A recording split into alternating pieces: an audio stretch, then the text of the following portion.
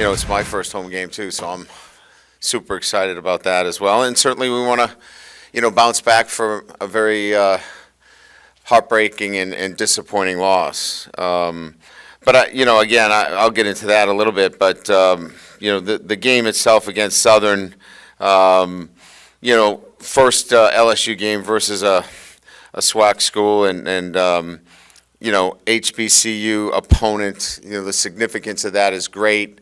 Playing an HBCU school, I think, is a great thing for this university and certainly for Baton Rouge, historic in nature, to have two schools from the same city uniting and celebrating this community, the accomplishments, the programs.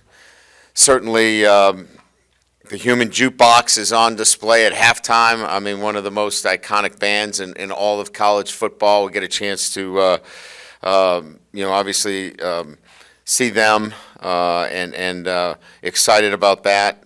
But again, I think it's just exciting to bring in Southern and Coach Dooley, obviously in his first year. They played last week against an overmatched opponent in Florida Memorial, and they did what they should have. They dominated their opponent, and certainly looked good in doing it. McCray, the quarterback, is very elusive. They've got some talented wide receivers defensively. They took the ball away, and again, dominated their opponent in the way they should in that kind of ball game. So, really excited about playing this game, this home game. Our guys are excited, obviously, to get an opportunity to bounce back after a disappointing loss. And it's a short week. Yeah, yesterday was a busy day for us. Coming off a difficult loss, you can imagine there's a lot of emotion, but we had to get right back to work. We were in film study, as well as scouting report, weight training, medical, all of those things had to be accomplished, all at once. So we got all that accomplished, and now we're excited about the weekend. So with that, we'll open it up to this late arriving media crowd that must have enjoyed the weekend. That's usually $10 that we put in the kitty. We'll have a big bash at the end of the year at my place. I don't think it has anything to do with winning. I think it has to do with being on time. All right, here we go. Brian, right here in the middle.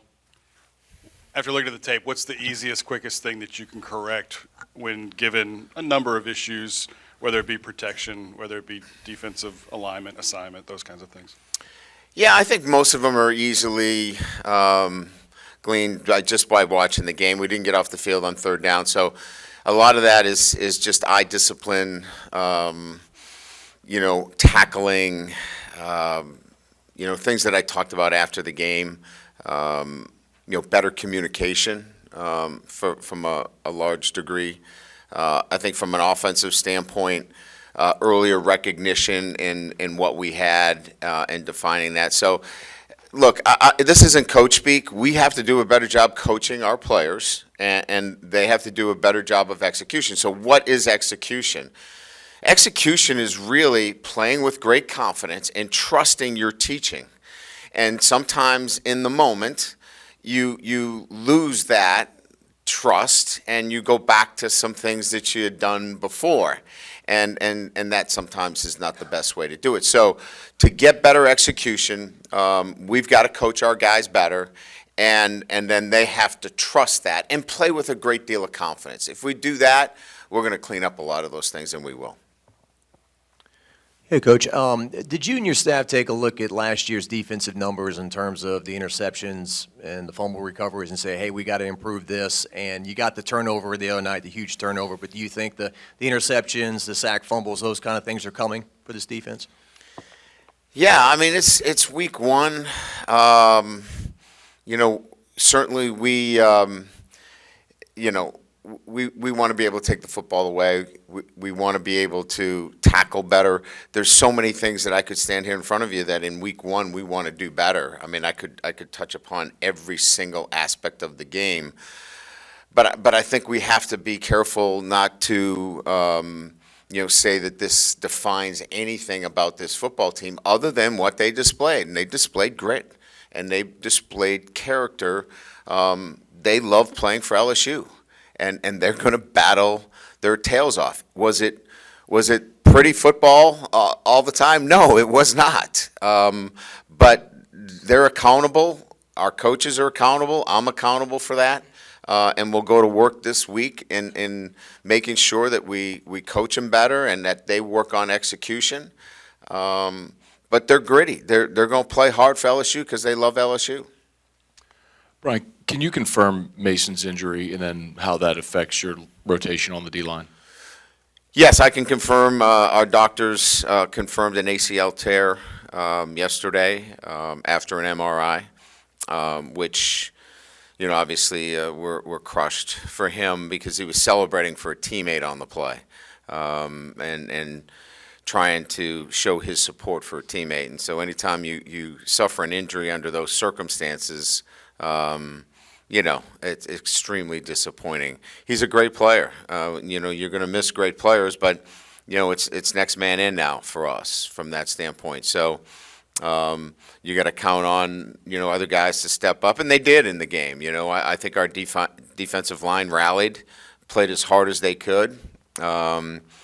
You certainly wouldn't, after film study, single that out as a reason for not having success. So we'll call on some other players to step up in that role, and we'll have to be, in some instances, creative, and putting guys in position where we can succeed defensively. Brian, Wilson Alexander over here. You mentioned earlier recognition on offense. Is that kind of maybe using that tempo earlier in the game that ended up having that success later, or is there something else offensively that you recognized as y'all were going over the game that you need to maybe change or do differently? Yeah, they were in a lot of pressure fronts. They went to a lot of bear. They covered us up front, so they had individual singular matchups on each one of our 5 guys up front, which put them in a lot of man coverage. We needed to be in some different protections. It took us a while to recognize some of those things. So we got to do a better job coaching that because, Jaden's very sharp. He understands the offense. So that's something that we'll have to do a better job coaching and making sure that he recognizes that, is able to get us in the right protection, get the ball out quicker, which he did when he saw that later in the game, which prompted them on the long drive to drop 8 and be in a 3-man rush. And when he had time in a 3-man rush and nothing was open, it creates opportunities for him to run. So he can be very difficult to defend once he does a really good job, and we continue to coach him along in those recognitions of those particular fronts. Yeah, Brian, right here in the front. Have you, had to talk to Kayshawn the past day or two about getting, he seemed a little depressed, or the body language wasn't great? Have you had to, kind of pick him up? Yeah, I think there were a number of those guys that were disappointed in their play, and they're so hard on themselves. They want to succeed at such a high level. So yeah, I had a conversation with Kayshawn, and his standard is so high, and obviously it was a difficult day for him. It wasn't his best, but he's going to have great games, and it's going to be in the totality of his work that he's going to be evaluated. He hadn't played in a while. He'd been out with an injury. Maybe there was a little rust there. He's the least guy that I'm concerned about on our offense. But he's not, he carries that with him every single day. So yes, he's learning how to deal with that. And he's a young man who hasn't been in this situation before, and he needs some guidance. And so we spent some time, and, we worked some things out that will help him handle the scrutiny. And quite frankly, the scrutiny was strong. And, his reaction was probably similar to what my reaction would be as a 60-year-old. He has handled it in a manner that he'll learn from and continue to grow from. Hey, Coach. Henry Huber with the LSU Rev. With Mason Smith injured for the remaining of the season, Mekhi Wingo is expected to take on a large role at filling his shoes. While those are large shoes to fill, how effectively do you believe he'll do that? And what's his attitude been like since the game? Oh, Mekhi has been amazing. He's been a great leader. He won this week's SWAT team points again. He's a terrific leader. He played very well in the game. He's active. Yeah, I mean, Mason Smith is, it's hard to compare anybody to Mason Smith, his size, his athleticism. But Mekhi Wingo is going to be Mekhi Wingo. And what he does is extremely effective as a football player, and he gets now obviously a bigger share of that work. And it'll be incumbent upon some others to step up as well. Brody Miller with The Athletic. I know you talked Saturday about how, Florida State's edge rushers deserve a lot of credit, but when you look back at it, where maybe it was personnel issues, was it more protection stuff? I guess what stood out that maybe you guys can fix? Well, it's kind of what I talked about. They had singular matchups, and so, their edge guys were really good. One of them went against a true freshman. Will held his own. I mean, he won some and lost one. That puts, obviously, Cam Wire on a one-on-one situation. There were some tough days there for him, but he battled. But, you got to look at your personnel going against who we played against. And, are there better ways that we could have helped our offensive line? Should we have sprinted more? Should we have, gapped it more? We started to chip late in the game and give some help on one side or the other. So, those are things that you look at after you see your personnel against a team like Florida State and start to make some deeper evaluations as to how you're going to move forward when you start to play, SEC competition. Coach, I know the NCAA has cracked down the number of full padded contact practices over like spring and fall practices since 2014. Do you think that plays a role in some of like maybe the messy tackling we've seen this weekend, or like mistakes like the targeting call, like Ali Gay, like maybe the lack of practice?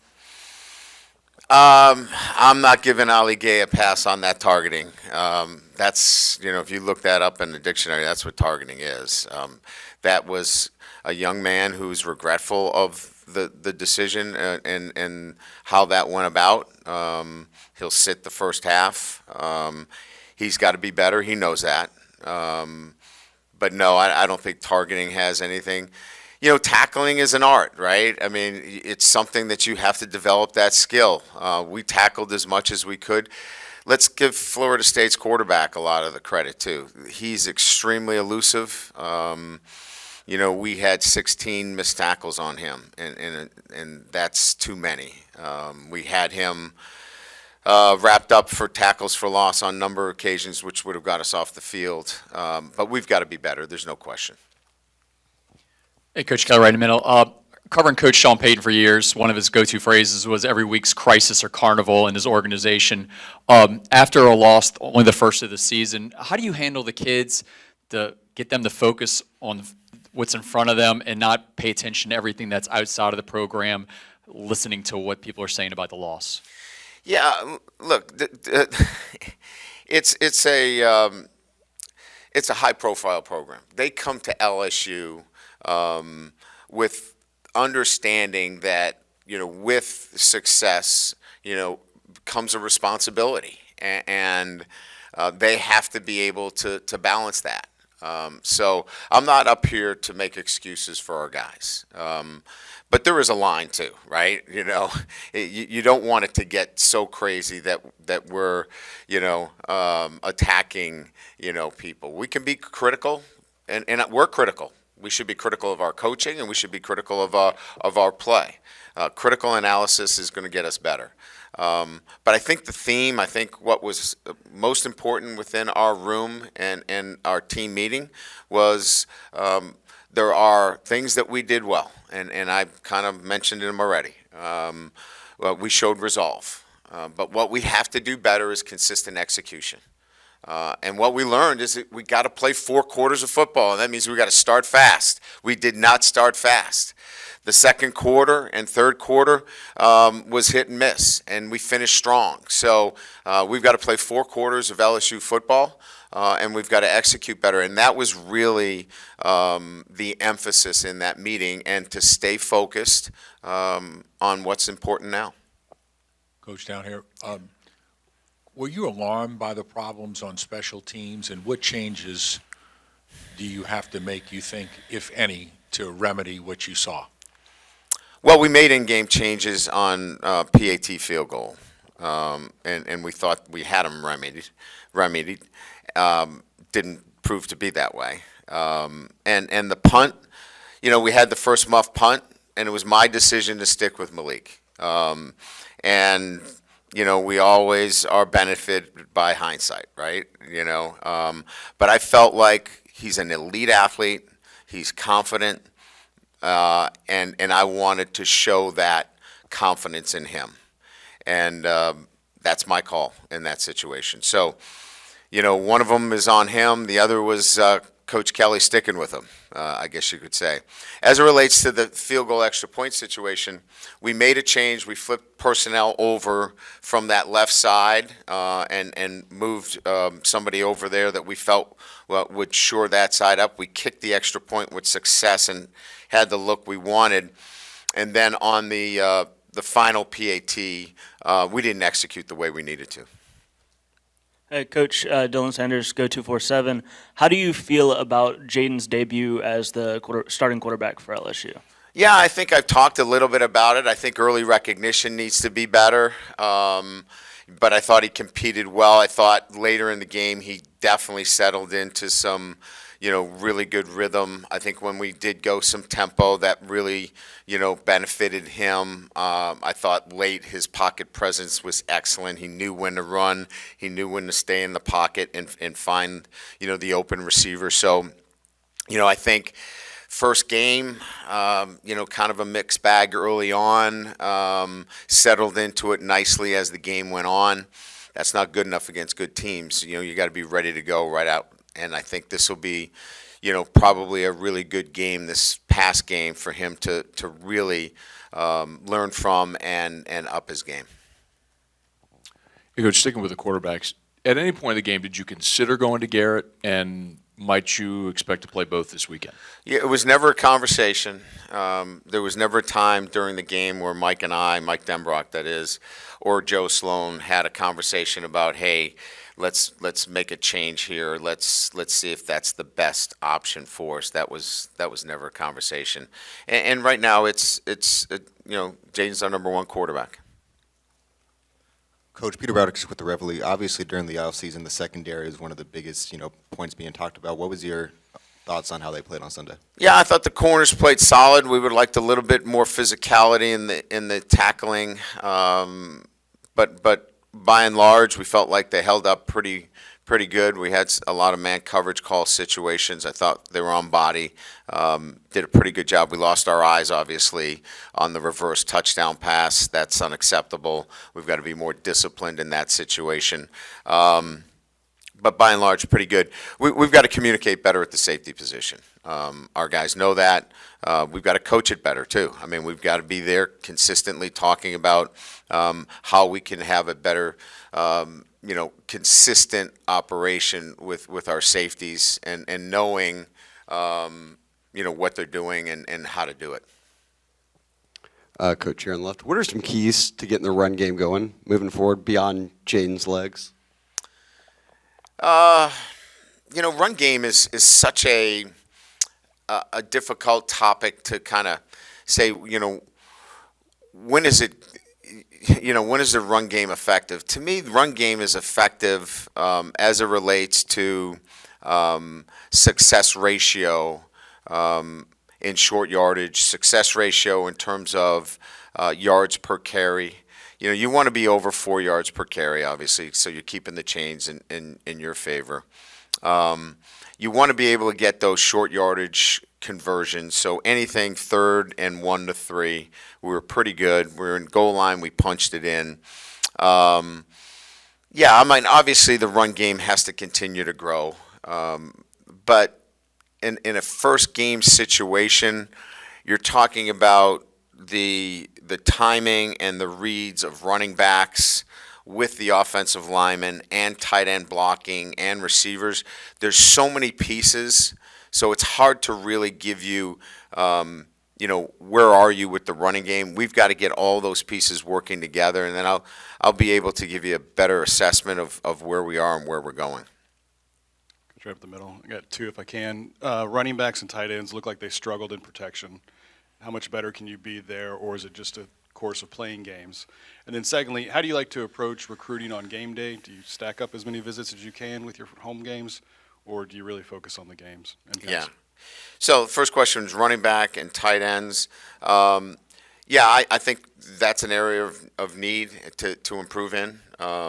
Mason Taylor's playing a lot for us. He's a young player. His matchups were not favorable in most instances. He battled the best he could. We know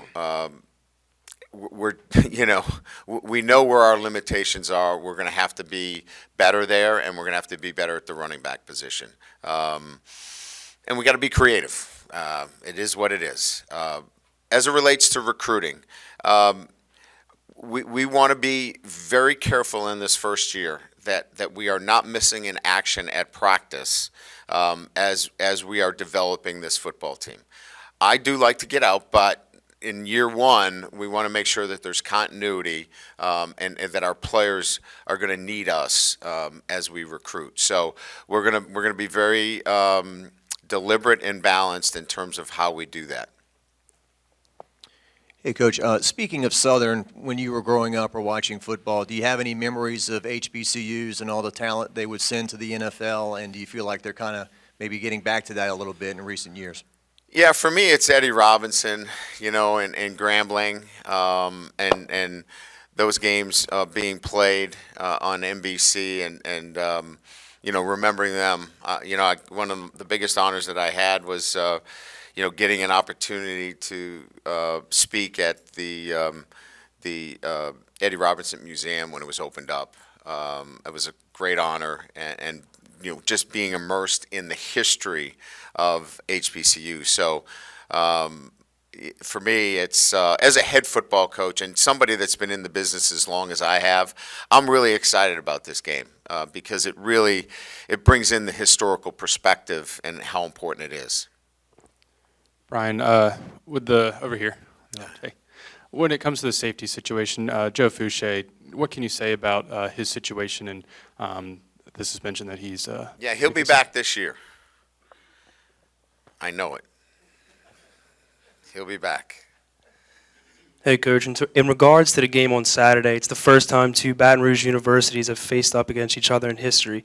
How important do you think this game is for the players, and how important do you think this game is for the city of Baton Rouge itself? Yeah, as I mentioned, I think it's exciting for the city to have two teams playing together, celebrates the accomplishments of both universities. The city itself, a flagship university like LSU, and certainly a great institution and a traditional HBCU university like Southern. Bringing them both together, I think, is a incredible thing for the city. This doesn't happen. I mean, how many teams get together from the same city? Maybe UCLA and USC. I can't think of many more that are in the same city that play each other. So it's a big deal. It's pretty cool. I'm excited, and I know our players are too. Hey, Coach. Hey, Coach. How would you sort of evaluate the performance of your linebacker? It seems like you guys were kind of vulnerable in the middle of the field during the game. Yeah.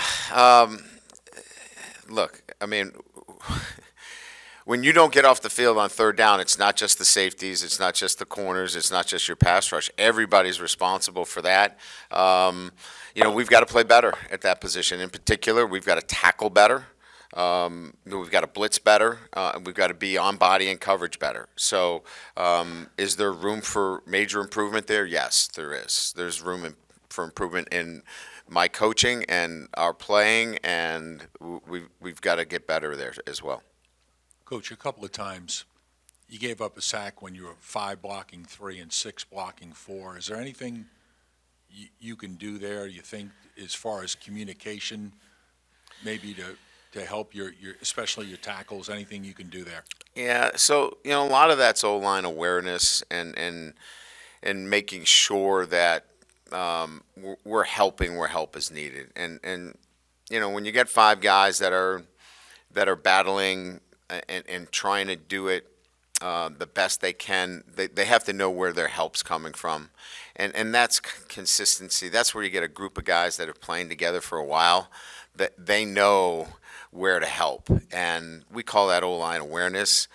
And, certainly we lack a little bit of that right now. But we'll get there. We'll build that as the season goes on.